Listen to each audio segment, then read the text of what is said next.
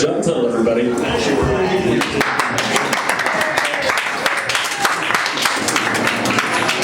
Hey everybody, welcome to the fourth Make Talk Play. We have a very special presentation for you today by the Owl and Raven from Northampton. Let's give it up for them.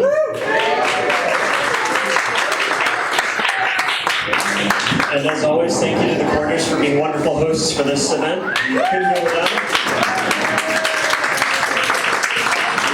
So we're going to try something new this time. We're going to have a quick rundown of some headlines in gaming first, and then a few announcements, and then we will launch right into the Owl and Raven. So thanks everybody for coming out. Here we go.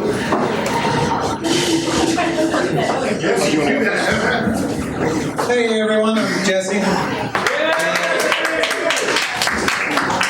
And we decided at the organizing meeting that we'd get together, so we're all now members until they find somebody better or I die. That we would do headline news, because not everyone has time to follow what's going on in the industry. It's just going to be the headlines, no real information, so if you want more info, you're going to have to go look for it yourself. But just a quick rundown. And associated with that, we started a Twitter account, PVGD, and if you use the hashtag PVGDnews, I will go look through that and I will add it to the list, assuming it's not offensive in any way. And that's great because otherwise the news is going to be totally about what I think is interesting, and while I think that's great, it's also very biased. So I would love it if you guys pitched in and helped out make these headlines. So this month, Gamergate broke mainstream news on CNN and MMS. There you go. Oh, my nerves are getting me. Unity 5.0 got into beta, so for you tool users out there, that's something to look forward to. PlayStation 4 pushed a new firmware update, which, according to the internet, broke everything. Nintendo announced that they are now going to start preloading games on the Wii U, which is like way behind the times, but congrats. 4K displays became something useful for developers and cheap enough to actually purchase one without selling your newborn child.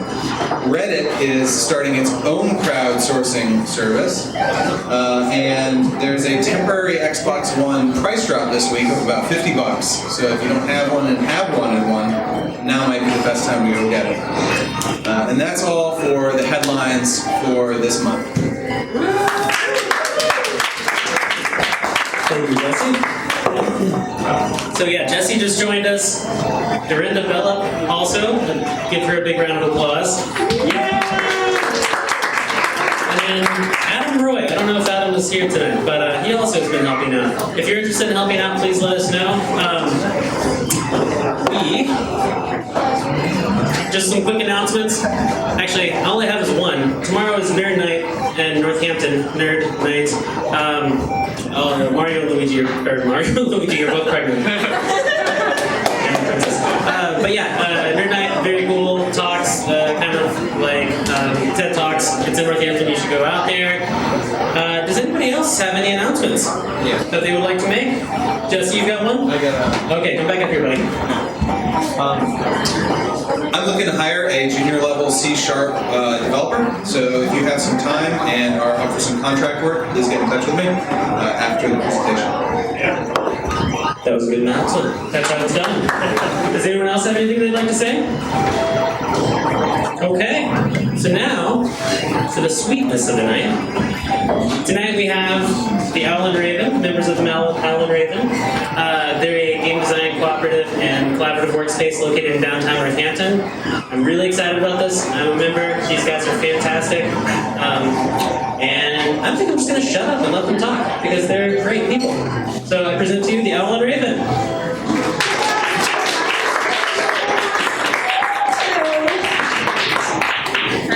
Okay, so how do I click? Oh yeah, just click. Just click? Left click? Okay. So I am Hannah. I am from the Owl and Raven community space, collaborative workspace, game design space. You might have heard of us over the years and wondered what we are, and it's a question that we ask ourselves all the time because it's sort of constantly changing. So we're going to talk a little bit tonight about how we started and then who we are now. And I'm going to be passing the mic at some point to my friends. So yeah, we are Owl and Raven Game Design Space, or awesome people in an ugly basement. Okay, so we're going to be talking about developing the Owl and Raven co-op. We've been around for 4 years. 4 years. We started in 2011. We haven't always been a game design space, so I'm going to talk about getting started and then finding our way and making it work. Sort of what we do from day to day. So getting started. Owl and Raven started as a way to make friends. I had left the area for a little bit and came back in 2011 with my partner Evan, and we were like, gosh, we just graduated from college and we work for ourselves, and how do people make friends who don't work for a company or like are socially awkward? So we're like, we have a great idea, let's start a community center. Not a great idea. I don't recommend it to anybody. It's very rewarding, but it's also very expensive. So we found a space that was sort of in our price range. And by in our price range, I mean we had exactly enough money, literally to the dollar, to pay first, last, and security on the space, with very little plan of what we were going to do the next month. So that's exciting. So we immediately jumped in to start thinking about, like, okay, well, now we're running a community space. What type of community, what does community mean? So to us, it meant that we wanted to meet people in their mid-20s and early 30s who were interested in games, sort of nerdy camaraderie. But to other people, that meant that they were interested in yoga or Tai Chi. So we're like, whatever the hell, we'll just take all of it. So that was really stressful. So, you know, suddenly we have this space and we have to focus on a bunch of these things that I've put on this bullet list. Things like planning events and running events and lots of scheduling. When you run a community space, you have to find volunteers. You have to communicate with a lot of people. You have to figure out which events are worth it. So if you run, you know, a book sale, you have to decide, we put in 20 hours of work to that book sale and made $200. Is that worth it? I don't know. There aren't really like business models that exist for this type of thing. So you also have to think about advertising. You know, if you're running a community space, you have to be updating a blog or a Twitter account or Facebook, and that can be hours of work a week just in advertising. And then, surprise, there are lots of hidden costs like insurance. If you run a space that the public can come into, you probably want to be insured in case somebody falls down your stairs. So the awesome thing is that we found the friends that we were looking for. A lot of the people that are in this room right now are people who came to the space opening day, like Joshua and Effie and Emily, Sam somewhere. So that's awesome. These are some people who have become like my best friends, but we still had this space and it was expensive and a lot of work. So, over the years, we tried a lot of different things in running this space. We tried book sales and movie nights, bake sales, skill shares, where people would come in and teach how to make the perfect pancake, or how to make mochi, or fix your bicycle. We've done community acupuncture, community support groups. There's still a miscarriage support group that runs at the space. And then we've also done a lot of gaming events like Magic the Gathering and Game Night. And the thing is that these are all donation-based events. So for us, this was really important. Like, keep it free, keep it accessible. But when you run a donation-based event, you never know what people are going to donate. And the most popular events that we ran weren't necessarily the events that were making us the most money. So, you know, Game Night's really popular, but the people who attend Game Night aren't going to necessarily want to pay $5 a week to attend. So that's rough. So in the past year, we decided that our business model that we had set out to accomplish, though admirable, wasn't really working. We decided that it was time to look inward.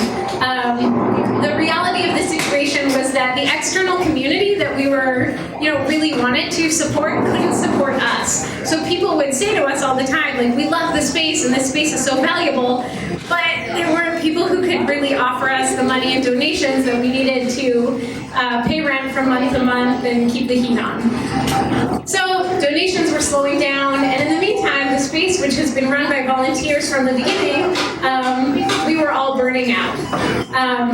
So, in talking about what it looked like for us to turn inward, we all sort of sat down and we had a meeting. It was very somber, and we decided, like, well, what do we all care about? And the thing that really unified us were that most of us are like independent contractors or game designers or freelancers, and we all really like games. So the Owl and Raven Game Design Co-op was born.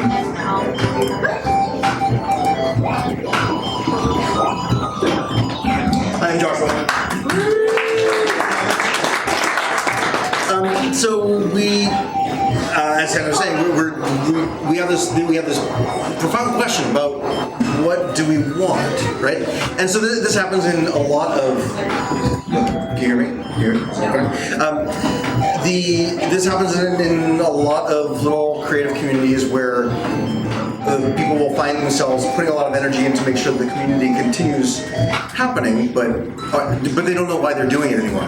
So we had to sit down and think about the things that we needed from our community, and specifically what did we need that we could give to the community that gave us what we needed from the community, so that we could then have the energy that if we want to still run game nights, we can still possibly be excited about it. And those things came out to be really, really practical. We needed an income. We needed a space to give back because otherwise we run out of energy. And this is a big one. We needed to be able to share our resources while also sharing our creative, emotional, and material costs. And that is a profound and constant question with lots of little organizations, but with ours, the deal was we need to be able to show up, know that we're going to be able to do this next month, and know that it supports us in making a living. I mean, it's really, really concrete. And in order to support us making a living, we need to be able to show up and say, I've got an idea. Can I sit down and try something with you? Or what do you know about this crowdfunding platform? And from there, we sort of figured out what we do on a day-to-day basis. Which Becky will tell you about. Hi, I'm Becky, and this is what we do on a day-to-day basis. So this is how Owl and Raven runs now. It is a shared workspace for freelancers and for people who work remotely.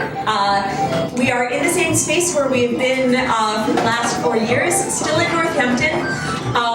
The space is open every day from 9 to 5. So it is a shared office. Many people use it for all of those hours. Some people come in only 1 or 2 days a week. Some people come in only a few hours a day. The important thing is that it's a place where everybody can go and know that it will be open for them and that they will be able to find like-minded people to work with. The physical space is still the same. There are 2 rooms, one with the conference table, one with the comfy couches that you saw in the very first slide. So there's room to accommodate a lot of different kinds of work patterns. If you need to be silent and put your head down and work, you can do that. If you want or need to collaborate with someone, you can go in the other room. So there's the flexibility for different kinds of work styles and different work needs. Now the actual work that we do, we're each going to give some details about our own personal projects later on, but I'll just talk about the general way that we help each other.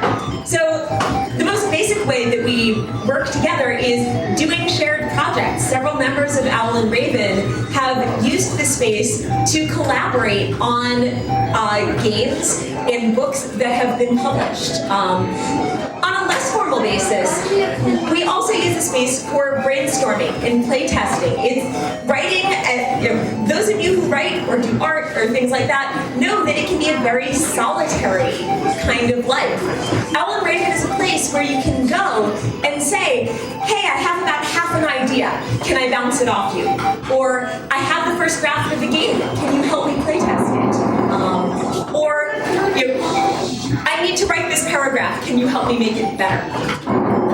So we can work together on a day-to-day basis. Another thing that we can do, because we're all independently employed and we're freelancers and some of us are employed by other companies, we can share opportunities amongst the group.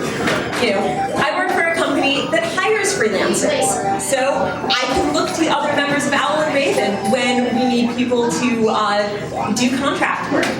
We can all keep our collective ears open to give each other opportunities in field, because this field is kind of uncertain sometimes, and everybody needs all the help they can get finding jobs. We also give each other advice and support, because we're all in slightly different areas of game design and different areas of creative work. Each of us is an expert on something different. If one of us is running our very first Kickstarter, there's someone else in the group who has run lots of Kickstarters, so we can go to them for advice. If one of us is having an editing problem, some of us are more experienced editors. We can go to each other for that kind of advice and support. And also, when it comes time to publish our games, to expand our networks, we are all, we can each expand everyone's network. When one of our games comes out, we can all draw on our own networks of connections for publicity and promotion. So even though we're each working on our own individual projects for the most part in this space, we still all use it as a resource to help each other and to promote each other's work. And who am I passing it off to? And Evan is going to tell you some more about the philosophy behind it.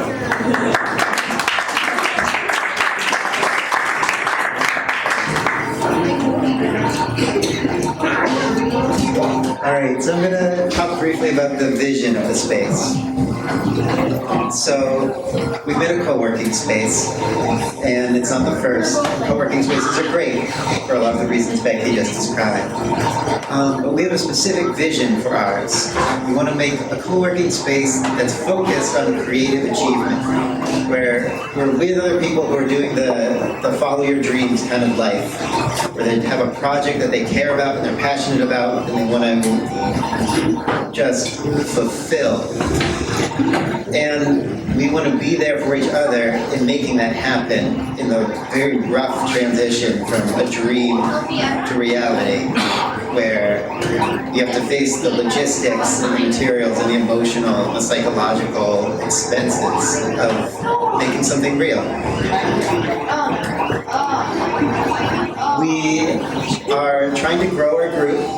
We're trying to have new people come in. We want to have people who are interested in the space as a concept of a supportive group, who have something that they're bringing in that they're passionate about, their own project, but are also interested in making this space successful and making the group feel good and doing the dishes. And the dream is that with enough people in this space, enough energy of people pursuing their creative projects, we create a positivity engine where our work goes in and games and happiness and rent all come out. And now we're each going to give a brief introduction of who we are, why we're in the space. Some of us aren't here, but those who are will say who they are and what they're doing. And we'll start with Hannah.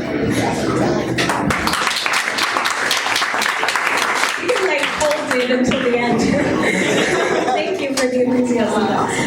So right now there's about 8 of us total, and as some folks have said, like some people come in every single day from 9 to 5, some people just come in a few times a month. So what do we all do? We all do really different things. So I'm Hannah Schaefer. I was able to quit my job and go into the risky world of independent role-playing playing game design, very financially stable. But I used Owl and Raven as the space to create my first game. So my game is called Questlandia. Evan, who just spoke, is the co-designer and the artist. You see his little foxes riding turtles down there. So Questlandia was kickstarted in March of last year, or of this year, and then was just rolled out to backers this summer. And it's a game where you get together with your friends and you build a unique world and build unique kingdoms, and then you watch them fall to the ground under their own messed up societies. And right now, I'm launching right into my next game, which is called Escape from Dream World, and it's a surrealist storytelling game inspired by Alice in Wonderland, Wizard of Oz, and The Never-Ending Story. And if you want to find out more about my work, it's kind of blurry, but my website is makebigthings.com.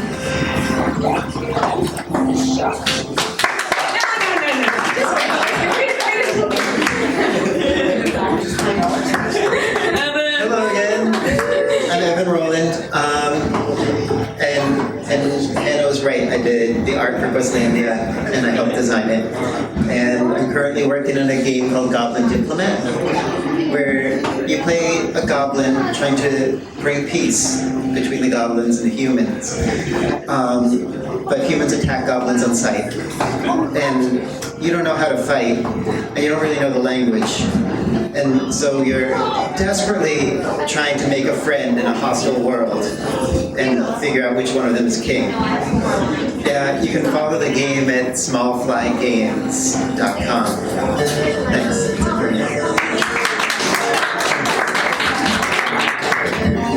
Hey everybody, I'm Jason Buffington. I'm a programmer. I'm programming since '92 when I was 12. I stepped right into Alan Raven and immediately found Evan to make a game with. So I don't feel like I've drawn on a lot of expertise, but I've got a partner in making Goblin Diplomat. Here's a couple games I've made in the past. Right there is a very blurry little screenshot. So that's this action game. You steer a spaceship around trying not to hit rocks. Pretty simple. And then I made a word game, which is, this is Hexbog, H-E-X-B-O-G. JasonWolf.com will get you to both of those. The word game you can play online, you don't have to install anything, so HTML, JavaScript. I don't know if I have anything fancy to say.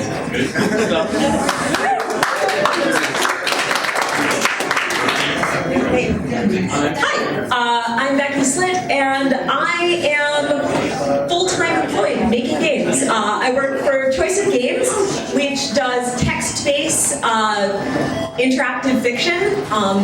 I use Owl and Raven as a workspace because even though making games is my day job, I have no day office. So Owl and Raven is a great place to go because working alone in my living room gets really lonely and boring. In the Owl and Raven space, I've done a lot of work both for Choice of Games, where I am mostly an editor, but since Choice of Games is a startup, I do a little bit of everything, coding, marketing, publicity, as well as writing my own game, Sci-Hi, which is a teen supernatural romance drama, which is coming out from Choice of Games in December. You can see the cover art here. The story is you are a teenager with psychic powers, and you discover that something is very wrong at your high school. In my spare time, I also freelance, and I've done some work for Time Watch RPG, which is coming out from Pelgrane Press in March 2015.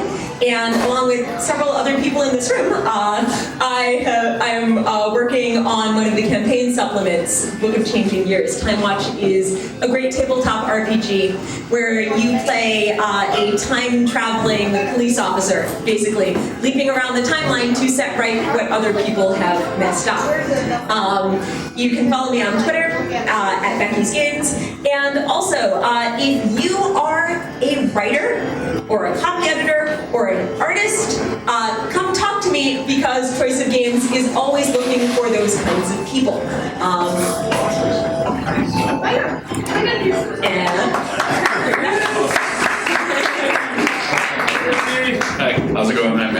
I am one of the, I guess, a part-time member right now. I use them whenever I can, but I can't always get down there. Behind me are some of the games, I guess, that I did. The first one up here, Dread, is my oldest. It's 9 years old this year, and it's going to be featured on Will Wheaton's Tabletop in this upcoming season. I'm about to make some mad cash. I'm pretty excited about that. Making a living any minute now. Yeah, I'm gonna start making a living now. But the main stuff that I've been doing since I've joined Alan Raven is actually this one here and this one here. The Worlds Without Master is a Patreon campaign that I run that is a sword and sorcery e-zine. It's got fiction, it's got games in it. I put out, in the past year, I put out about 5 issues. And I guess that's the main expertise that I bring is the Patreon stuff and self-publishing. I think that's all I have to say about my stuff. You can find me at worldswithoutmaster.com. I'll hand this off.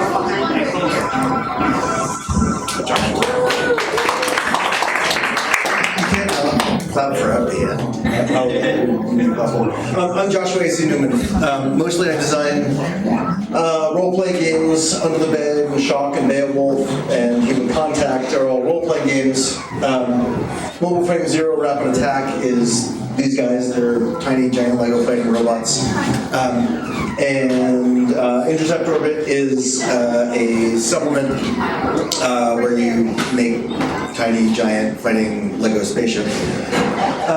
And I've done a bunch of stuff down here that you can barely read. A bunch of book design for lots of other role-playing games. A lot of what I'm doing right now is Xenoglyph here, which is also Patreon funded. Human Contact and Mobile Frame Zero and a couple of other things that I've done have been Kickstarter funded handsomely. It's a pretty neat system. And Xenoglyph is through Patreon. And part of the reason that I can do that is because while I jumped on Kickstarter early on, about 6 months after it was founded, Epi jumped on Patreon. And when you find yourself in a system like that early on, it means that you get to sort of start seeing how it works. And to some extent, you get to influence how it works. And there's actually a fair amount of that kind of expertise in Alan Raven that it's really great to be able to share with each other. You can find my Patreon page up here at patreon.com/Joshua. Most of my things are glyphpress.com, and if you're one of these horrible Twitter people like me, then I'm at Joshua AC. Thank you.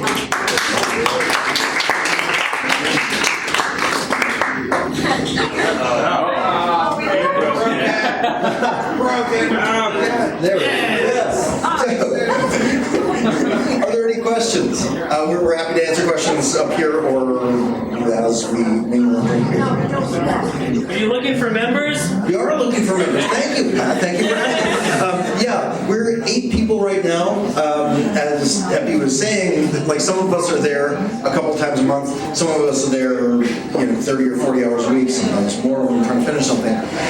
We would like to have more people so that our community is always thriving. Not only do we need the money, but we need the creative energy. And if there are people who can come by and work with us, we can fairly well promise that there will be some great degree of mutual benefit. It's a pretty great bunch of people to work with. I'm handing back to Hannah so that we can get some more applause for her.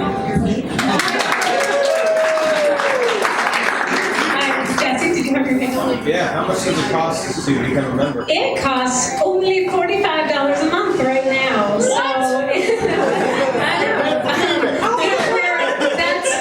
that's as low as we can get it for people who we know are sort of just starting out or who are in sort of these, fields where you're, if you're doing a Kickstarter, you're asking for money. You don't necessarily have a lot of money to give. So that's how much it is now. I can't promise that it won't change. But. And where are you located? Like Hatfield or something? Well, Pat. It's feeling a little incestuous right now. We are located right downtown, downtown Northampton, sort of across the street from Northampton Brewery. So, yeah. What are the hours like? The hours are, so if you are part of the space, space, you get key code access to the space, and it's pretty flexible. Right now, it's pretty much Monday through Friday, 9 to 5. There's still a few community events that meet after hours, so usually we clear out by around 7 at the latest, so groups can meet. Anything else? Okay. You can also come and talk to us individually after if you have individual questions. Oh, Emily! If you joined or wanted to use the space for other events, is that possible? That's a great question. Yeah, totally. I mean, and actually, that is a good overall question.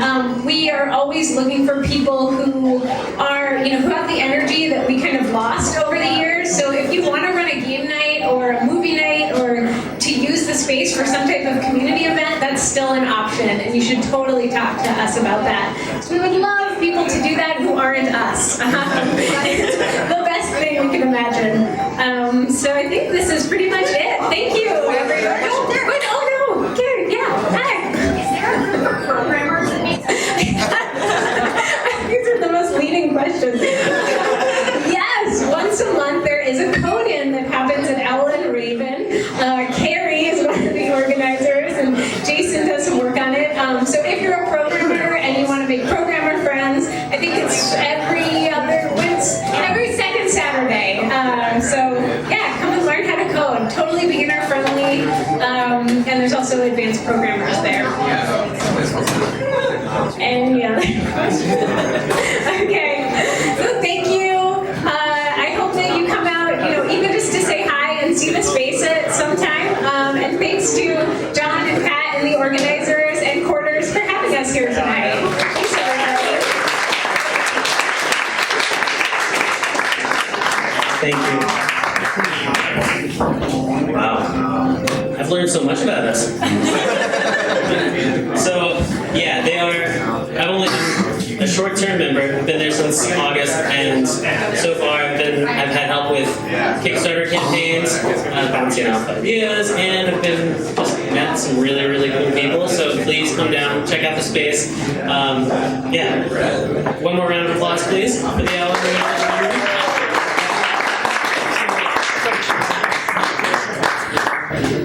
For next month, I just wanted to put this out there. We're doing 30 minutes of lightning talks, so 5-minute presentations. If you are interested in giving a talk about something of your choice related to game design, please come up and see either John or I, or just tell somebody. We'll figure it out. But let us know if you have a cool project to share, if you have a cool engine you want to show off, or just you got big muscles, or little muscles too. Those are cool. Let us know. And we'd love to get you up here and actually hear from the members. If you would like to hear more about us, we have a mailing list up here. We're the Pioneer Valley Game Developers, and we do these once a month, every first Sunday of the month. This is how you can find us. Thank you, everybody.